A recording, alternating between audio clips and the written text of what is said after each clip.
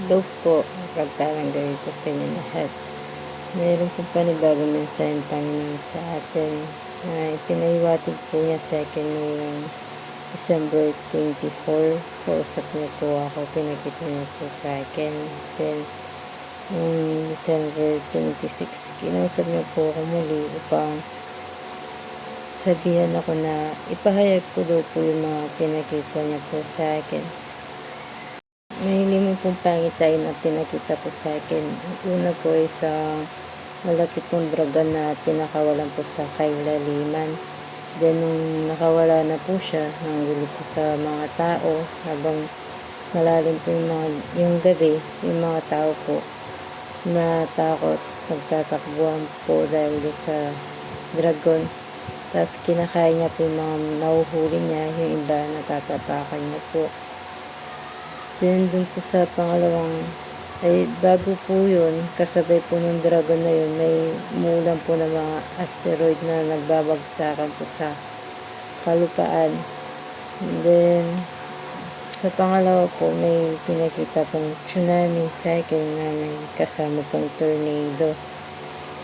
Yung tornado po, hindi lang isa, kundi marami po nagkalat sa bawat bansa. Then yung pangatlo po, is tagutom po tsaka zombie. Marami pong nag-iyakan na tao, din marami pong tumawag at bumalik po sa Panginoon dahil po sa takot nila. Then yung pangapat po na pinakita sa akin is the big one po. Ito po isang pinakamalakas po na lindol na hindi pa po naganap. Nanginglain po ang mundo, na kung saan po pinakita sa akin yung mataas po na building gumuho. Pinakita po sa akin kung paano po ito gumuho at tumugbog po ang bawat bansa. At ang Pilipinas po ay muling aahon. Then sa panglimang po, ito po yung bagong mundo na sisibol, na kung saan po ay masagana at wala pong mga kapighatian. At yun po, lahat pinakita po sa akin yun.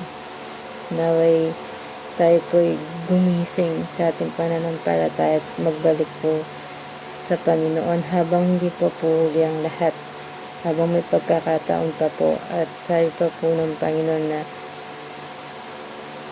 may mga mag-umpisa na daw po yung digmaan at saka malapit na po siyang dumating. Konting panahon na lang po ang natitira natin.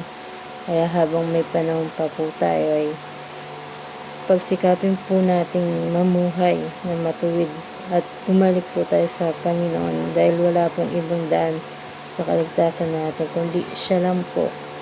Yung mga binanggit ko po na pinahiwatig sa akin, ito po yung magaganap yung mga yon kapag nakuha na po yung sa rapture yung mga tao na nananampalataya. Bali, yung mga naiwan po na tao, asya pong dadanas ng mga ito.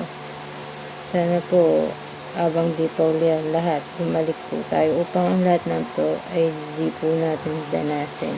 Yun lang po.